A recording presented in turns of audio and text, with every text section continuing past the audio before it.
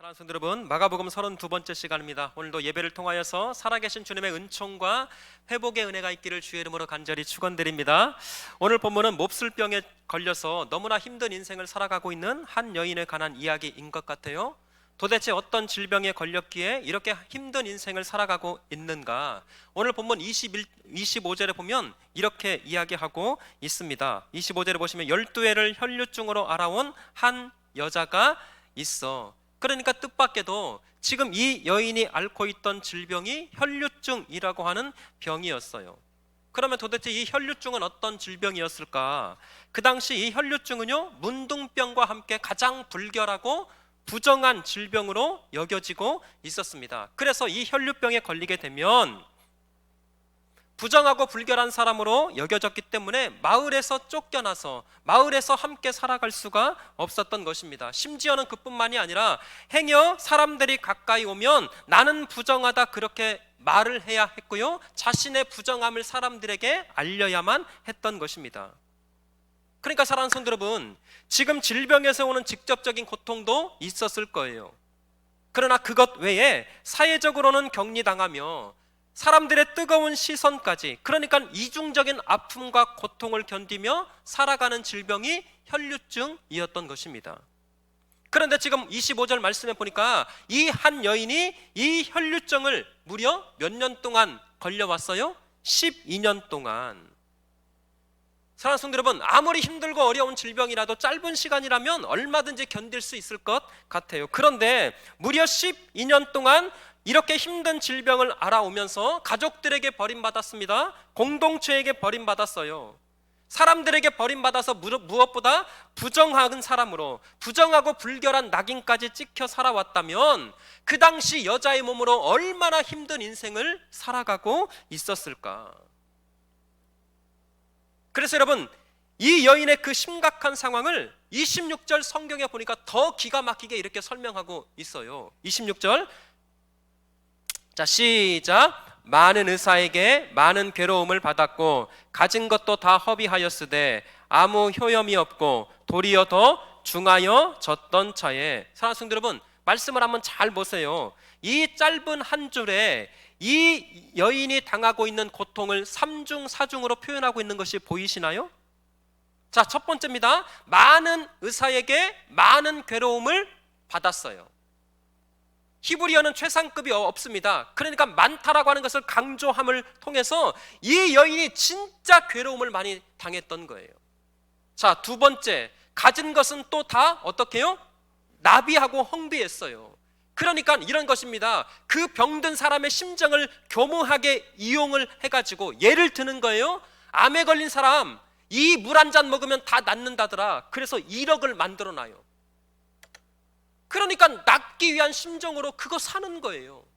그러니까 여인이 내 질병 고칠 수만 있다면 그래서 가지고 있는 재산 다 팔아서 그렇게 쓸데없는 속임수에 쏘아서 다 낭비했던 거예요. 세 번째는요, 그러나 아무 효험이 없었고, 그리고 마지막으로 도리어 질병은 더 어떻게 됐다고요? 중하여 졌던 차에. 사랑하는 성도 여러분, 정리할게요. 그러니까 많은 의사들을 찾아가서 자신의 병든 상황을 보였습니다. 때로는 얼마나 부끄럽고 얼마나 수치스러웠을까. 왜냐하면 하혈을 하는 질병이었거든요. 그 당시에는 여자 의사가 없었습니다. 남자 의사가 전부였어요. 그러면 자신의 그 부끄러움을 보이면서 그래도 내 질병만 고칠 수 있다면 이런 부끄러움과 이런 수치심은 그래도 내가 참고 인내하리라. 그렇게 의사에게 매달리고 또 매달렸던 이 여인. 여러분, 돈이 뭐가 중요했겠어요? 이 몹쓸 질병만 고칠 수만 있다면. 그런데 가지고 있는 모든 재산을 다 드렸지만 낭비하고 허비하는 것에 지나지 않았어요. 다 부질없었어요. 심지어 자신의 이 혈류증은 더 중하여 졌습니다. 사랑하는 성도 여러분, 이쯤 되면 삶의 막다른 길이라고 생각되지 않겠습니까? 왜? 고생은 고생대로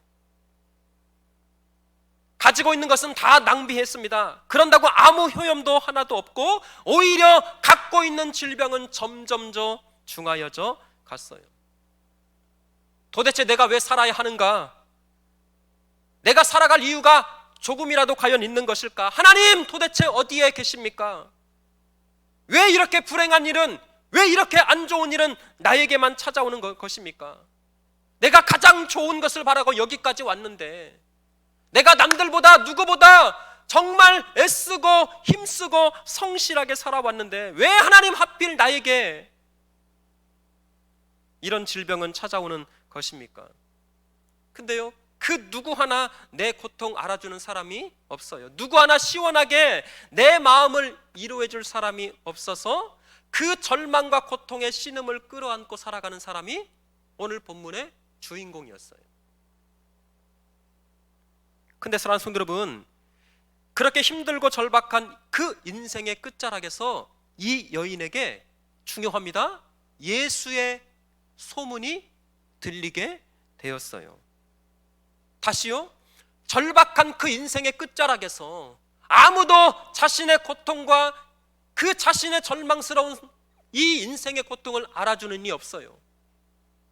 그렇게 처절한 인생의 막바지 그 길목에서 어느 날 어느 순간 예수의 소문이 들립니다. 그런데 더 중요한 것은 예수에 대한 소문을 듣고 이 여인이 고민하지 않습니다. 망설이지 않았어요. 그 절박한 심정을 가슴에 끌어안고 예수 그리스도 앞에 달려 나갔어요.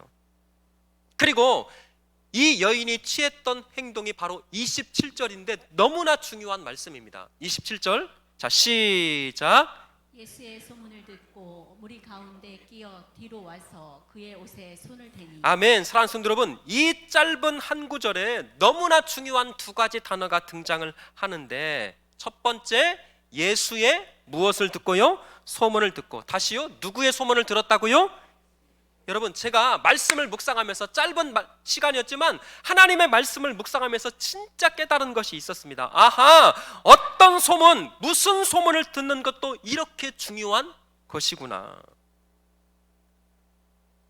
사랑하는 성도 여러분, 우리 남은 인생 가운데 예수에 대한 좋은 소문, 예수를 위한 좋은 소문, 예수에 관한 좋은 소문, 예수로 인한 좋은 소문만 들려주시기를 주의 이름으로 축원합니다. 왜냐하면 이 말씀 때문에 그래요. 로마서 10장 17절에 믿음은 들음에서 나며 들음은 그리스도의 말씀으로 말미암느니라. 여러분 보세요. 처절한 고통과 절망을 가지고 살 소망이 다 끊어졌어요. 그렇게 절망 가운데 살아가는 이 여인 가운데 한 줄기 빛으로 예수에 대한 소문이 들립니다. 그리고 두 번째, 이 여인이 했던 행동은 예수에 대한 소문을 듣고 무리 가운데 끼어 뒤로 와서, 그 다음 두 번째 단어가 그의 옷에 손을 대니. 자, 따라서 합니다. 그의 옷에 손을 대니. 아멘. 중요한 두 가지 단어. 예수에 대한 소문을 들었어요. 그리고 망설이지 않습니다. 따지지 않았어요. 그리고 바로 달려나와서 그리스도 예수에게 손을 대었어요. 그러니까 여러분, 원어 성경으로 찾아보니까 단순히 그냥 손을 내밀었다는 것이 아니라 필사적으로 예수 그리스도를 붙들었다라는 거예요. 예수님만이 내 인생의 희망입니다. 예수 그리스도만이 내가 안고 있는 모든 인생의 해답입니다. 나는 예수가 아니고는 내 인생의 모든 이 무거운 질병을 벗을 수가 없습니다. 이 여인이요, 예수에 대한 소문을 듣고 망설이지 않습니다. 필사적으로 지금 그리스도 예수 옆에 달려나와서 예수께 손을 내밀었어요. 그의 옷자락을 만졌습니다. 그랬더니 무슨 일이 벌어졌어요? 그게 29절이에요. 자, 29절. 이에 그의 혈류 근원이 곧 마름에 병이 나온 줄을 몸에 뭐 하느니라? 깨달으니라. 할렐루야. 사랑하는 성도 여러분, 오늘 이 시간 우리 삶의 모든 문제, 모든 질병과 악하고 더러운 근원들까지 예수 그리스도의 능력으로 해결받는 역사가 있기를 주의 이름으로 축원합니다. 근데 여러분, 중요한 것이 있어요. 지금 오늘 성경 말씀을 가만히 살펴보면 지금 예수님의 주변에는 이 한 사람만 있었던 것이 결코 아니었습니다. 지금 우리 구주 예수 그리스도의 주변에는 제자들도 있었어요. 그리고 24절에 보면 수많은 무리들이 지금 예수님의 주변에 에워싸서 예수님을 밀고 밀어서 떠밀려 가고 있습니다. 여러분 잘 들어보세요. 그러면 지금 누구라도 예수님을 만졌을 거예요. 누구라도 예수님을 한 번쯤은 터치했을 것입니다. 그런데 이 여인의 터치와 사람들의 터치는 근본적으로 달랐어요. 그러면 무엇이 달랐을까? 들어보세요. 사람들은 아무런 기대와 소망이 없었습니다. 호기심 반, 기대 반, 그냥 한번 아무런 의미 없이, 별다른 의미 없이 그냥 예수님을 만졌다면, 아까도 말씀드렸듯이 이 여인은 절박한 심정으로, 절박한 믿음으로 내 인생에 저 예수가 아니고는, 한 번뿐인 내 인생 그리스도 예수를 만나지 않고는 안 됩니다. 그 절박한 심정으로 필사적으로 붙들었어요. 그래서 30절에 보면 이렇게 말씀하고 있네요. 30절, 자 시작. 예수께서 그 능력이 자기에게서 나간 줄을 곧 스스로 아시고 무리 가운데서 돌이켜 말씀하시되 누가 내 옷에 손을 대었느냐 하시니. 아멘. 여러분, 예수님은 정확하게 아셨어요? 모르셨어요? 아셨어요. 다시요, 지금 이 여인만 손을 댄 것이 아니었습니다. 많은 사람들이 에워싸 밀고 밀리고 있는 그런 상황에서 큰 무리가 에워싸 떠밀려 가고 있었기 때문에 사람들이 많았어요. 사람들이 접촉했습니다. 그런데 잘 들어보세요. 예수님은 정확하게 믿음으로 손 내미는 사람과 아무런 관심과 생각 없이 그냥 만지는 사람을 정확하게 알고 구분하고 계셨어요. 그래서 누가 내 옷에 손을 대었느냐. 사랑하는 성도 여러분, 오늘 이 자리에 어떤 마음으로, 어떤 심정으로 앉아 계십니까? 어떤 사람은 그냥 물리적인 시간으로 앉아 계시는 분도 있을지 모르겠어요. 다만 어떤 사람은 오늘 이 여인의 심정처럼 예수님의 옷자락에 손을 대며 내 인생, 오늘 한번 드리는 이 예배지만 내 인생의 주님이 아니고는 절대 살아갈 수가 없습니다. 필사적으로 예수님께 손을 내미는 인생들도 있더라고요. 사랑하는 성도 여러분, 다시금 축복합니다. 우리 주님 다시 오시는 그날까지 날마다 하나님 앞에 예배자로 살아갈 터인데, 오늘 드려지는 예배가 마지막 하나님 앞에 드려지는 예배로 생각하시고 그 모든 순간순간마다 필사적으로 그리스도 예수 앞에 손을 내밀어 믿음으로 간구하고 믿음으로 주님만을 끝까지 신뢰하는 거룩한 하나님의 종들 되시기를 주의 이름으로 축원합니다. 수고하고 무거운 짐진 자들아 다 내게로 오라, 내가 너희를 쉬게 하리라. 여러분, 이 말씀을 진짜 믿으세요? 그러면 예수 앞에 손 내미셔야 돼요. 다시요, 수고하고 무거운 짐진 자들아 다 내게로 오라, 내가 너희를 쉬게 하리라. 이것이 살아계신 우리 구주 예수의 말씀이십니다. 정말 믿으신다면, 그 하나님, 그 예수 그리스도를 진짜 믿으시면 여러분, 인생의 모든 무거운 짐 다 내려놓고 다시금 그리스도 예수 앞에 손 내밀 때 우리 주님께서 여러분들의 손을 잡아주시고 여러분들의 손을 만져주시고 인생의 가장 깊은 절망의 그 어떤 문제라 할지라도 우리 주님께서 반드시 고치시고 회복하시고 치유해 주실 줄 믿습니다. 그래서 오늘 34절에 보면 그 믿음으로 손 내밀었던 여인을 이렇게 축복하고 있어요. 예수께서 이르시되 따라 내 믿음이 너를 구원하였으니, 그 다음 시작, 평안히 가라. 그 다음 내 병에서 놓여 건강할지어다. 아멘. 여러분, 얼마나 듣고 싶은 말이었을까? 얼마나 꿈꾸는 그런 순간이었을까? 남편에게도 버림받았습니다. 가족들마저 버림받았어요. 마을에서도 버림받아야 했습니다. 그런데 이 여인이 예수 그리스도를 만났어요. 예수 그리스도 앞에 믿음으로 필사적으로 손 내밉습니다. 딸아, 내 믿음이 너를 구원하였으니 평안히 가라. 네 병에서 놓여 건강할지어다. 원문에 보니까 내 딸아, 내 딸아, 내 믿음이 너를 구원하였으니 평안히 가라. 이제는 더 이상 외롭지 말라는 선언이에요. 더 이상 절망하지 말고, 더 이상 고통스럽지 말고, 그리스도 예수로 말미암아 주어지는 평안 가운데 살라. 잘 들으세요. 평안히 가라라고 하는 이 단어는 굉장히 중요한 단어입니다. 다시 한번 말씀 띄워주실래요? 34절, 딸아, 내 믿음이 너를 구원하였으니 어떻게 가라요? 자, 왜 이 단어가 중요하냐면 이제 저를 잠깐 보세요. 요한복음 21장에 보면 19장 20장에 보면 우리 주님께서 죄와 사망의 권세를 이기시고 부활하셨어요. 아멘. 부활하신 주님께서 제자들을 찾아오십니다. 제자들은 그때만 해도 너무나 두려웠어요. 바리새인들이 두려웠습니다. 종교 지도자들이 두려웠어요. 로마의 그 서슬퍼런 칼이 두려웠어요. 그래서 제자들이 모였던 문을 꽁꽁 걸어 잠그고 있었어요.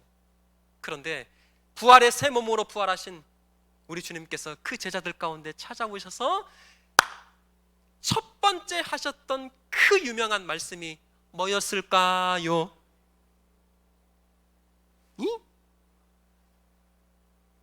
아이고 감사합니다. 장로님 권사님, 맞습니다. 그게 바로 평안할지어다였어요.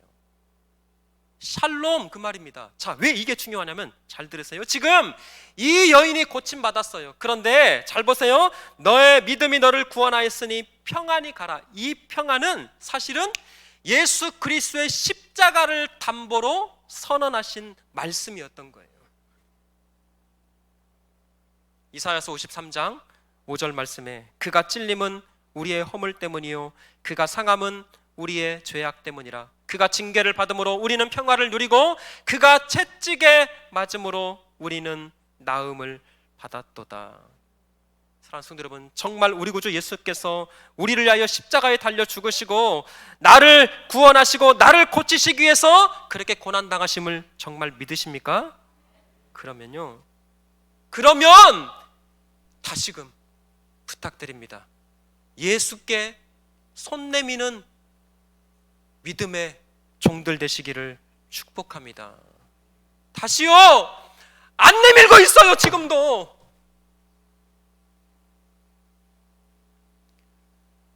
여러분, 예수 앞에 손 내미셔야 돼요.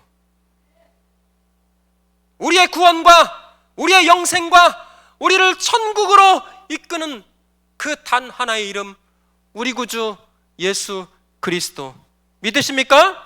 우리에게 날마다 일용할 양식을 채워주시는 분도 우리 구주 예수 그리스도, 오늘도 살아갈 수 있는 힘을 주시고 우리가 하나님 앞에 예배할 수 있도록 모든 것들을 가능케 하시는 단 한 분의 이름, 예수 그리스도.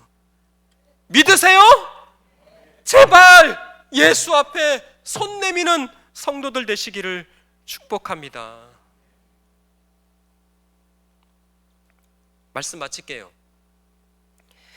이렇게 고침받은 여인이 더 이상 성경에는 뜻밖에도 등장하고 있지 않습니다. 이 여인이, 고침받은 이 여인이 어떻게 살았는지, 어떤 은혜를 가지고 살았는지 성경에서는 알 수가 없어요. 그런데 천주교에서 사용하는 외경이라고 하는 성경이 있습니다. 우리는 정경으로 인정하지 않지만, 우리는 정경 66권만을 인정하지만 천주교에서는 성경 외에 또 다른 그 외경을 정경으로 인정하는 이 외경이라고 하는 성경에 이 여인의 이야기가 등장하고 있어요.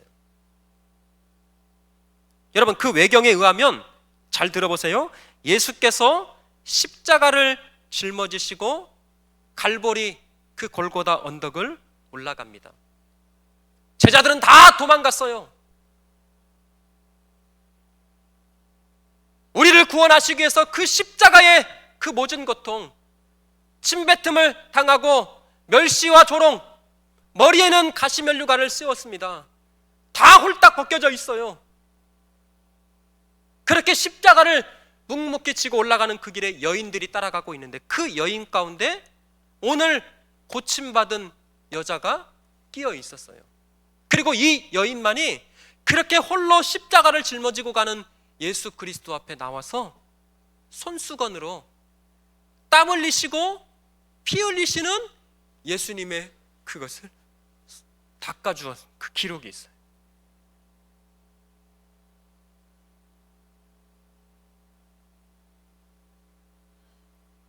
물론 이게 성경이 아니기 때문에 사실 여부를 우리가 확인할 수는 없습니다. 다만 오늘 말씀을 비출 때 충분히 그런 삶을 살지 않았을까?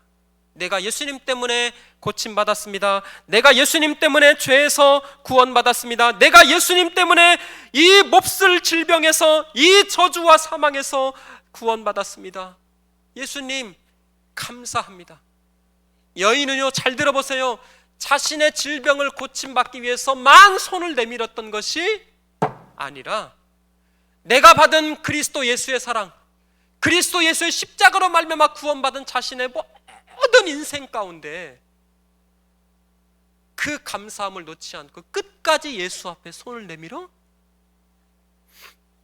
예수님의 눈물을 닦아드리고 예수님의 땀을 닦아드렸던 그 인생. 제가 언젠가도 소개했던 예와 하나 이야기하고 마치려고 그래요. 미국의 한 초등학교에서 있었던 이야기입니다. 3학년에 다니고 있는 한 아이 때문에 담임 선생님께서 엄마를 급히 불러서 상담을 요청한 이야기였어요. 존, 영어 이름으로는 존이고요, 성경 이름으로 요한입니다. 요한이라고 하는 아이였는데 지난주에 학교에서 이상한 일 때문에 엄마와 상담이 필요해서 선생님이 불렀던 거예요. 우리도 잘 알고 있는 개미와 배짱이 이야기가 있습니다. 이 이야기를 수업 시간에 아이들에게 들려주었어요. 그러면서 아이들에게 이런 숙제를 내주었습니다. 우리가 잘 알고 있는 것처럼 개미는 여름 내내 열심히 일하면서 다가올 겨울을 준비했습니다. 그러나 배짱이는 여름 내내 아무것도 하지 않고 놀면서 지냈던 거예요. 개미라고 왜 놀고 싶지 않겠습니까? 그러나 개미는 아무리 덥고 힘들지만 그 모든 것을 참고 성실하게 또 열심히 일하면서 다가올 겨울을 묵묵하게 준비만 했던 거예요.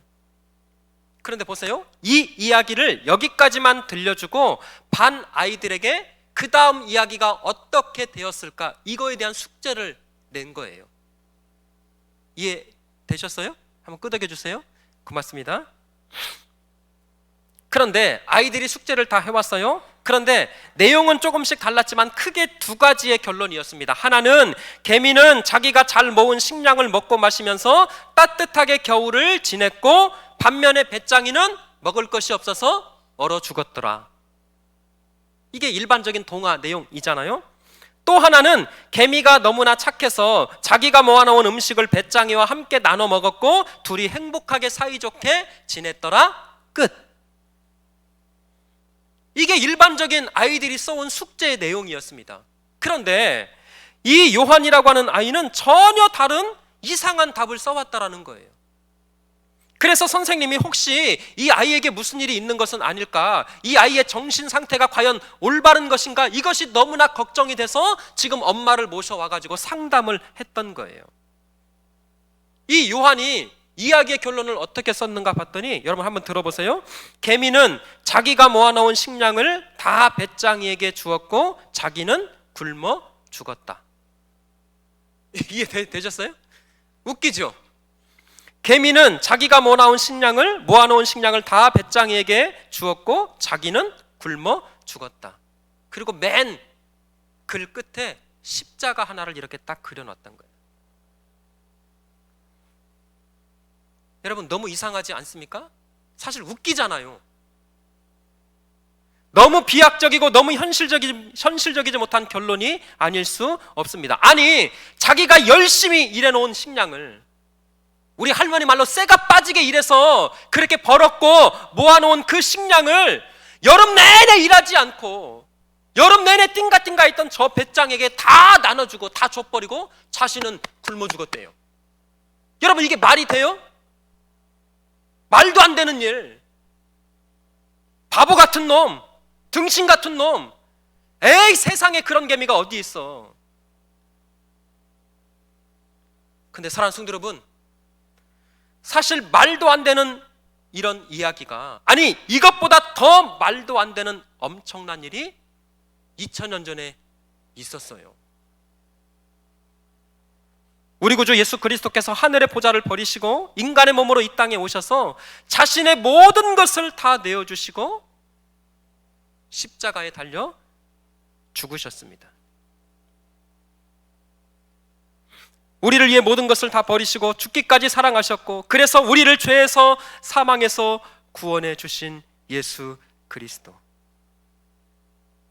여러분 정말 믿으세요? 그러면 다시요, 그 살아계신 주님, 그 영광의 주님, 그 생명 되신 주님 앞에 다시금 믿음의 손을 내밀어 그 예수께서 주시는 참된 평안, 그 예수께서 주시는 참된 구원의 은혜를 누려가는 우리 모든 성도들 되시기를 주의 이름으로 축복합니다.